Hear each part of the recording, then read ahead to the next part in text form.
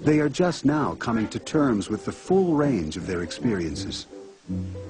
I remember thinking to myself, God, if they want to take us, let's go with them. I have a fond memory of it is because it felt like a letdown when it was over. Not like I was relieved when it was over.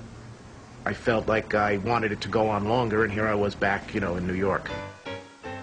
Television producer, writer, and entertainer Elliot Novak and his then-fiancée, performer Deborah Studer, finished their show at Grossinger's Resort Hotel in the Catskill Mountains at 11 o'clock on August 23, 1984. Within minutes, they had packed their bags and props and were on their way back to New York City via Route 17 South, a trip that would ordinarily take them about 2 hours.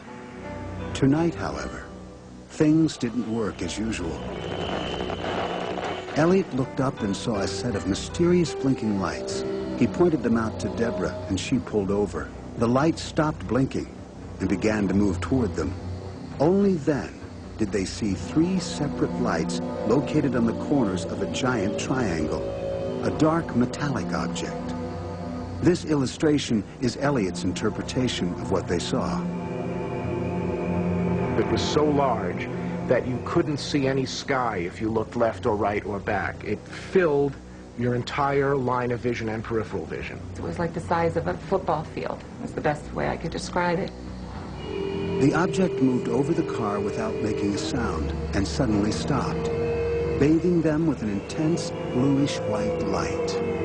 I remember at one point seeing a flash of light and then nothing.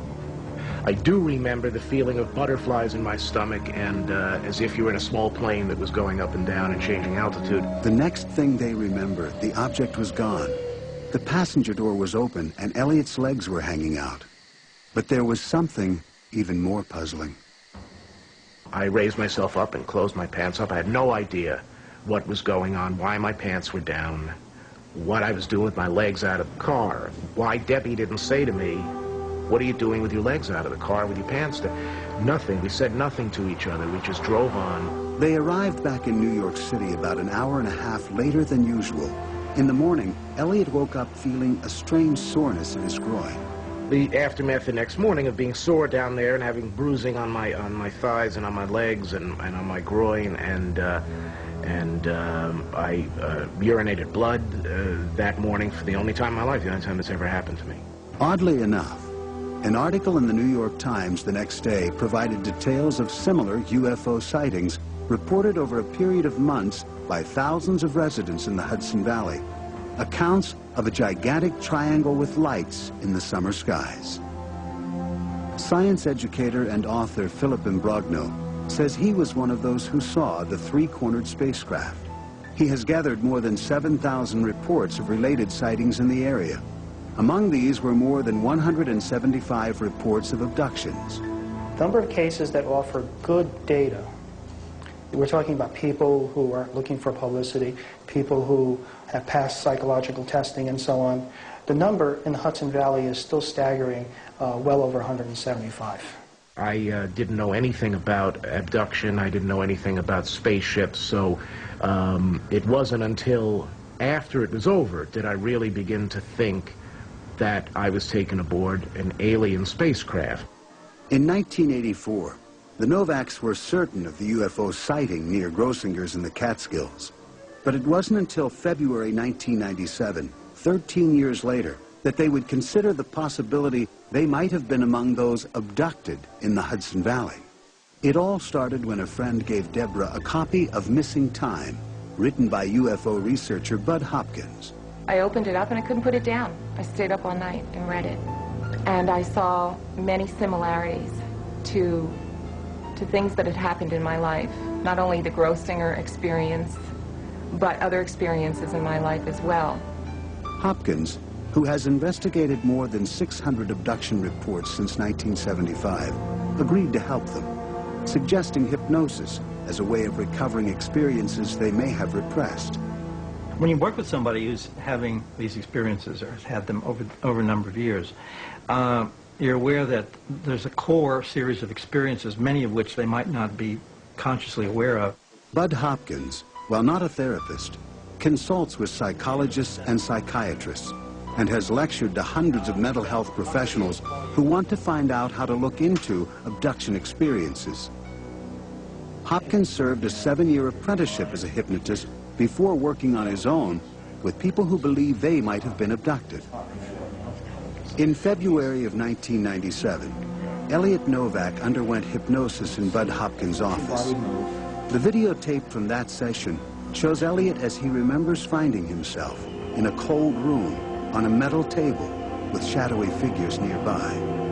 Is there any part of your body where you feel that tingling more intensely than any other part, or is it all over? It's just in my groin, like I fell asleep. I could see my legs up because I could see the tops of my knees, but I had no feeling there whatsoever. But the fellow on the right was doing something down there because I could see him. I could see his head right here. I just can't imagine that they would sporadically just pick people up willy-nilly and take their sperm and perform these. I mean, how often do you have to do that? During her own hypnosis, Deborah reported that when the UFO passed over the car, she turned to Elliot, but he was gone. She had apparently been left behind. After their hypnosis sessions, Deborah and Elliot compared their newfound recollections. You didn't see me next to you. Where did you see me anywhere? No. Outside? No. My next recollection was that I pulled back onto the road, and he was there again. Deborah not only recalled the 1984 UFO sighting, she also remembered a night in 1982 when she recalled lying in bed terrified while a strange light filled the room. This time it was she and not Elliot who was taken. She recounted chilling details of what she says occurred aboard the alien craft. At your abdomen, do you feel something different Yes. there? What do you feel at the abdomen? What's different? Describe it to me. Happened a long time ago. It's going to be okay. Put my hand back in your forehead. My hand's coming back, calming down, feeling better. We've got what? Just tell me very clearly. Needle. A needle? Uh-huh. Where's the needle? Feel my hand in your forehead. Soothing. Calming.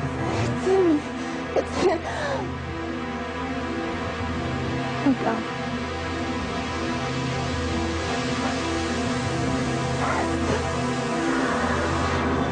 Critics say that the alien abduction experience is invented when a person is under hypnosis, and that hypnotists plant the abduction stories when a person is in a vulnerable state of mind. Even members of the UFO research community acknowledge that such manipulation is possible. Psychologist Stuart Appel says that hypnosis can also create false memories. These false memories can be believed with complete conviction on the part of the individual who is hypnotized. To that extent, hypnosis must be used with great caution and with great skill so that one avoids creating false memories, especially memories of the kind that can have a major impact on one's sense of identity, one's sense of purpose, one's worldview. David Jacobs, an abduction researcher, agrees. He has conducted hundreds of hours of hypnotic regressions and thinks that abduction investigators should develop standard scientific procedures. Anybody can do hypnosis on anybody else as long as that person wants to be hypnotized. The problem is that people can fabulate. They say things that are not true. Their memory is faulty even under the best of circumstances. Bud Hopkins argues that the memories of abductees are deliberately wiped out or suppressed by the aliens during an abduction experience, and that hypnosis